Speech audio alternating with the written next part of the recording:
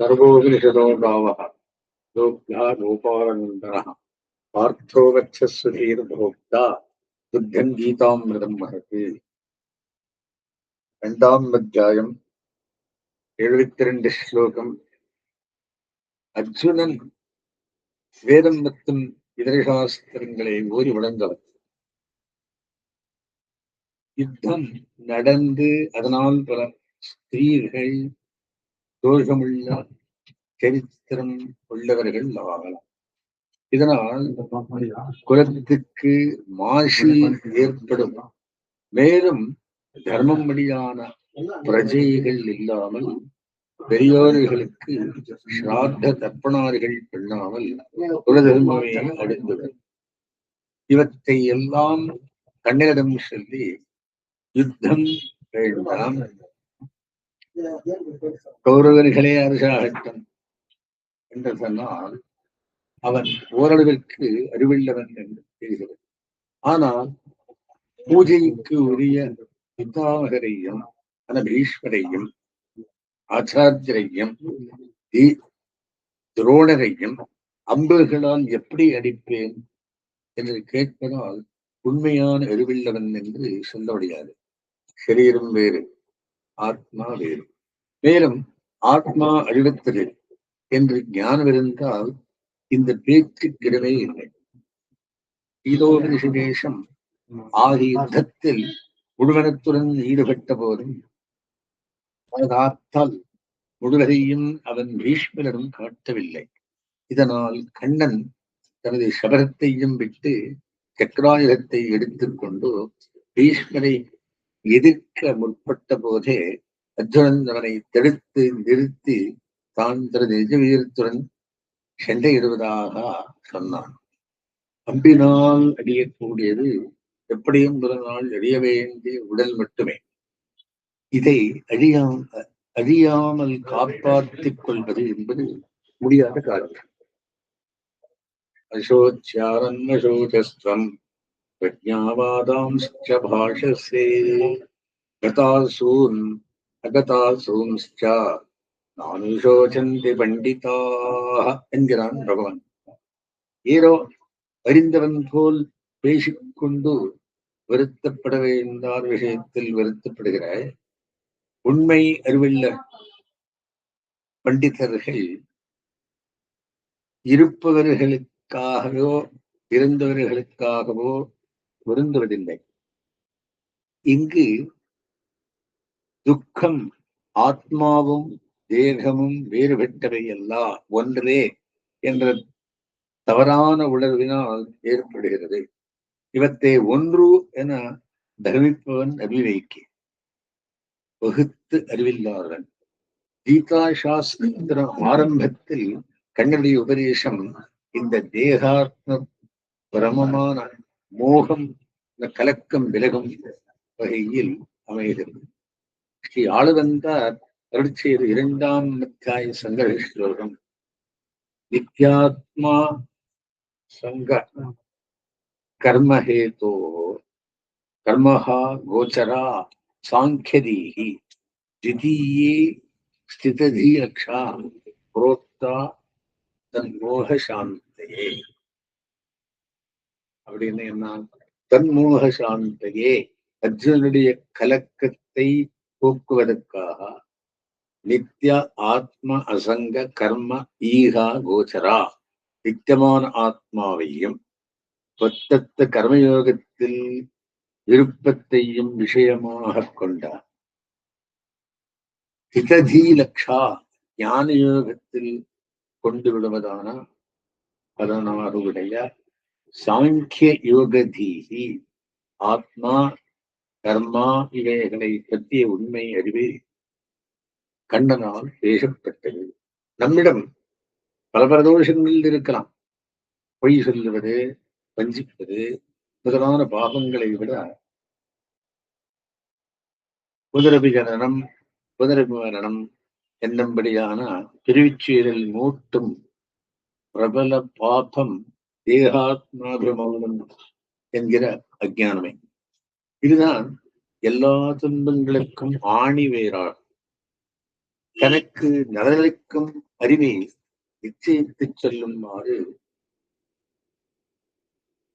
பார்த்ததனால் வேண்டப்பட்ட ஸ்ரீ பார்த்தசாரதி முதலில் ஆத்மா தேகத்தனென்றும் வேறுபட்டது, அழிவற்றது என்பதையே பறக்கச் சொல்லுகிறார். சங்கியா என்றால் எண் என்று பொருள்.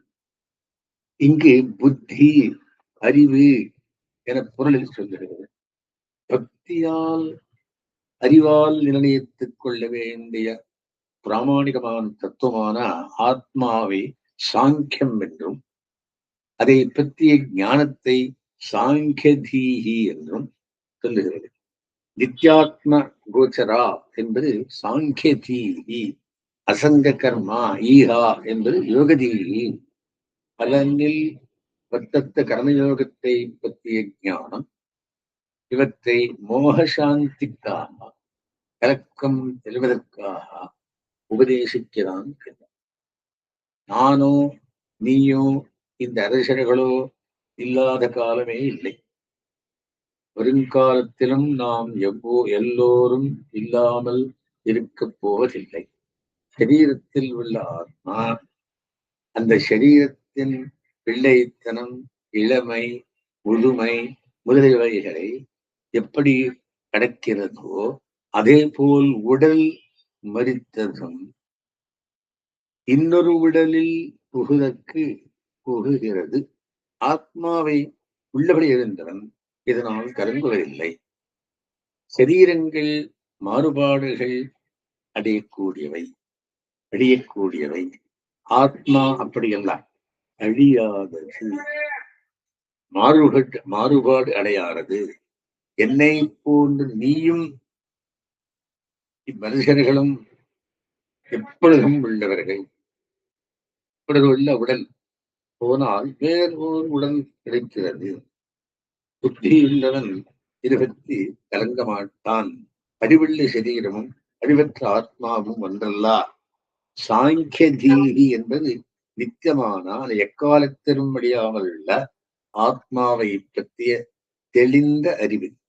இதை ஸ்ரீ ஆளவந்தார் நித்யாத்ம கோச்சரா என்ற சொற்களால் விவரித்தார். கண்ணன் 2:17, 23, 24 ஸ்லோகங்களால் விவரிக்கிறான்.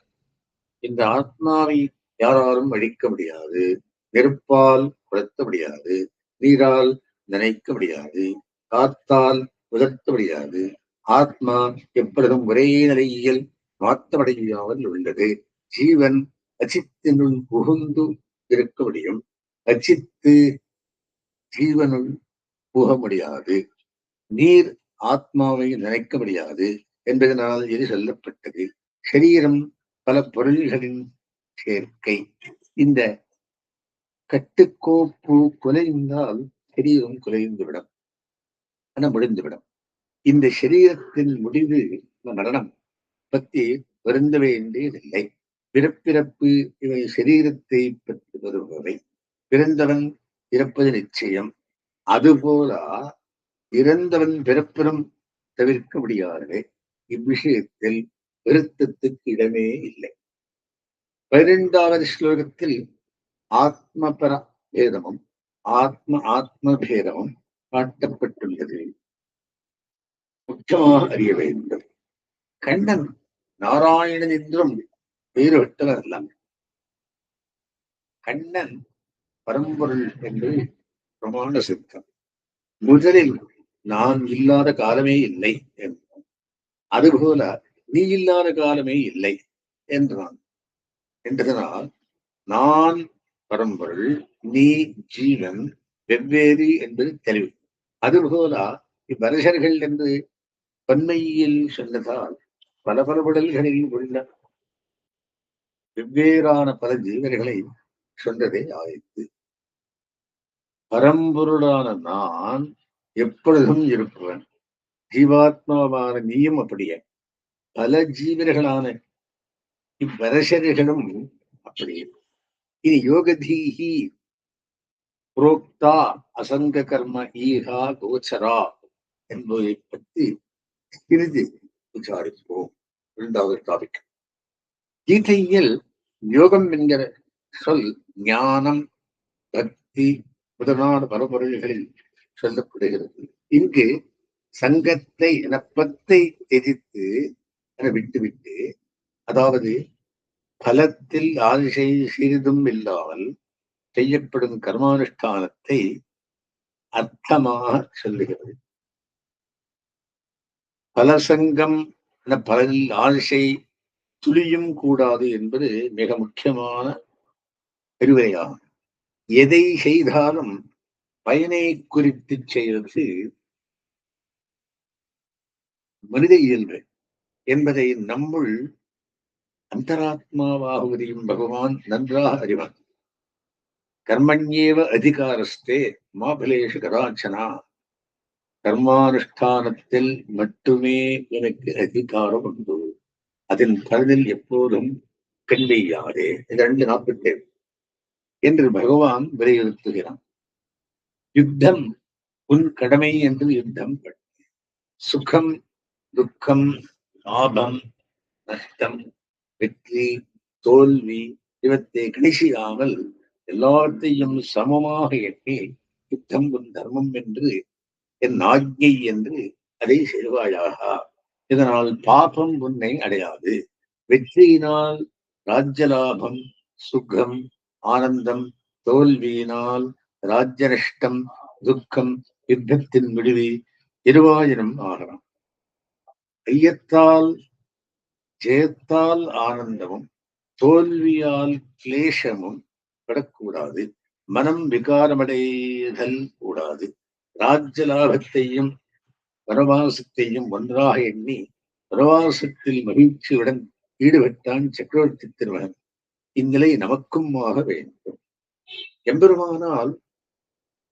எம்பெருமானார் தமது அந்திம தசையில் சிஷ்யர்களுக்கு பண்ணிய உபதேசத்தில் இது முக்கியம். சரீரத்தை பற்றியோ ஆத்மாவை பற்றியோ நாம் கவலைப்பட வேண்டாம். சிறையினுள்ளவனுக்கு சூழலுக்கு அரசன் பொறுப்பு. கர்மானுஷ்டமாக பகவான் இச்சரீரத்தை நடத்துகிறான். ஆத்ம நலனும் பகவானுடைய பொறுப்பே. இரண்டில் எதை பற்றியும் கவலைப்படாமல் ஸ்ரீபாஷ்யம், பகவத்கீதையும் போன்ற கிரந்தங்களை சேவிப்பதிலும் பகவத் பாகவத கைங்கரியத்திலும் காலத்தை போக்குங்கள் என்று சுவாமியின் உபதேசம். நெடுகிய காலம் பகவத் ஆராதன ரூபமான கர்மானுஷ்டானத்தில் ஈடுபடுவதால் மனம் மாசத்து தூய்மை பெறுகிறது. விருப்பு வெறுப்பு இல்லாமல் இருப்பதே மன தூய்மை. இப்படி சுத்தமான மனத்துடன் ஜீவாத்மாவை பற்றி சிந்தனம் பண்ணுவது ஸ்திர பிரஜை எனப்படும் ஞான நிஷ்டை. இதனால் ஏற்படுவது பரிசுத்த ஜீவ சாட்சா்காரம். அதாவது தேகமே ஆத்மா என்ற பிரமம் பூராவாக விலகுகை. ஒத்தற்ற கர்மானுஷ்டானம் ஸ்திததி லக்ஷா ஞான யோகத்தை பலனாக உடையது. ஞான நிஷ்டை மிகவும் அரிது. இதற்கு உதவும் விஷயங்களை பகவான் மேலே விவரிக்கிறான். மனதில் தோன்றும் ஆசைகள் யாவத்தையும் துறந்து சித்தத்தை ஆத்மாவில் வைக்க பண்ணுபவன் திருப்பிரஜன், ஞான நிஷ்டையில் ஆழ்ந்தவன். இந்திரியங்களை விஷயங்களில் நின்றும் கண், காது முதலியவற்றுக்கு இன்சுவை உள்ள விஷயங்கள் விளக்க வேண்டும். இதில் வெற்றி கண்டாலும் வாசனை மீண்டும் அதிலே தூண்டிவிடும். பரம்பிருஷ்டுவா நிவர்த்ததே 2:59 என்கிறபடி ஆத்மா சாட்சா்காரம் ஏற்பட்டால்தான் இந்திரிய ஜெயம், ஆசைகளை வெல்வது ஏற்படும். ஆத்ம தரிசனத்தால் அனுபவத்தால் இந்திரிய ஜெயம், இந்திரிய ஜெயத்தால் ஆத்ம தரிசனம் என்றால் இது அந்யோன்யாஷ்டயம் விஷசக்கல் ஆகாதா என்று கேட்கலாம். இந்திரிய ஜெயம் பகவத் பிரசாரத்தால் தான் ஏற்பட வேண்டும். ஆகவே ஆத்மானுபவம் எம்பெருமான் நிலையினால் தான் சித்தி. ஆகா, சாமானிய அறிவும் இந்திரிய ஜெயமும் பெற்ற அர்ஜுனனுக்கு தேகாத்ம பிரமம் சரீரமே ஆத்மா என்ற எண்ணம் பெறுவதற்காக தன் மோக சாந்தையே ஆத்மாவை பற்றிய அறிவையும் அதற்கு நிறுவனமான பலத்தில் ஆசை இல்லாமல் அனுஷ்டிக்கப்படும் கர்மயோகத்தையும் கண்ணன் உபதேசித்தான் இந்த காலத்தில். கர்மானுஷ்டானத்தினால் மன தூய்மையை பெற்றவனே ஞான நிஷ்டைக்கு அதிகாரியாவான். பிரஜகாதி யதா காமான் சர்வான் பார்த்தவனே. முதல் 4 ஸ்லோகங்களால் இந்த நிஷ்டைகள் கண்ணனெம்பெருமானால் உபபாதிக்கப்படுகிறது. கண், காது முதலான இந்திரியங்கள் செயல்படுகையிலே ஜீவாத்ம சிந்தனமான ஞான நிஷ்டை தடைப்படும். வெளி இந்திரியங்கள் ஒரு பொருளை சுவைக்கும் பொழுது மனது அந்த இந்திரியங்களுடன் சேர்ந்து செயல்படும். கண் ரூபத்துடனும், காது சப்தத்துடனும், நாக்கு ரசத்துடனும் சேராமல் தடுத்து எல்லாம் ஞான நிஷ்டைக்கு அனுகுணமாக இருக்கும்படி பண்ண வேண்டும். ஆமை தன் கண் காது எல்லாவற்றையும் ஒட்டினுள் ஒடுக்கிக் கொள்வது போல இந்திரியங்களையும் மனதையும் வெளி விஷயத்திலே சேரவிட்டாமல் தடுத்து ஜீவாத்மாவிடம் ஒருமைப்படுத்த வேண்டும். இந்த நிலை யதமான சம்யா எனப்படுகிறது. ஆத்ம பற்பல ஜென்மங்களில் பற்பல உடல்களுடன் சம்பந்தப்பட்டு உடல்களை கொண்டு விஷயங்களை அனுபவித்திருப்பதால் மனதில் உண்டாகும் வெறுப்பு வெறுப்புகள் ராகத்வேஷங்கள் மன தூய்மையை பாழ்படுத்தும். இதனால் மனது ஆத்ம சிந்தனத்தில் ஊன்ற முடியாததால் பாங்கல்லாததாய் விடுகிறது. முதலில் விஷயங்களின் ஔதாசீன்யத்தை கவனித்தல் இல்லாமை இன்டிஃபரன்ஸ் வளர்த்துக் கொள்ள வேண்டும். ஔதாசீன்யமும் அனபிமுகத்துவமும் மிகவும் அவசியம். அதாவது ஒரு விஷயத்தை இன்பம் துன்பம் இவற்றில் மூட்டும் பொருள் உயிருள்ளதோ புத்தரோ விஷயம் எனப்படுகிறது. பார்ப்பதையும் அதன் சுவையை கொண்டாடுவதையும் அறவே விளக்க வேண்டும். இந்த நிலையில் ராகத்வேஷங்கள் வசனப்பட்டு சமைந்து நாசமடைந்து விடும். விருப்பு வெறுப்புகள் மாய்ந்தாலும் அவற்றின் வாசனை எளிதில் போகாது. மீண்டும் விஷயானுபவத்தில் வாசனை சேத்தவனை தூண்டு வல்லது. ஆத்மா பரமாத்மா விஷயங்களை மனது மூடுவதை தடை செய்யக்கூடும். ஆத்ம விஷயத்தின் போக்கியத்தையை இன்சுவையை காட்டி மனதுக்கு அவசியத்தில் பத்துதல் ஏற்படும்படி ஆக வேண்டும். இந்த போக்கியத்தை மனதில் பதிந்தால் மற்றைய உலக விஷயங்களில் மனது செல்லாது. அப்பொழுது ஆத்மன் ஏவாத்மனா துஷ்டகா பிரஜ்ஞஸ்ததோச்சதே என்ற நிலை மனது ஜீவாத்மாவின் இடத்திலேயே இருந்து கொண்டு மற்றதிலும் செல்லாமல் சிந்தனானுபவம் பண்ணி சந்தோஷம் அடைதல் எனப்படும்.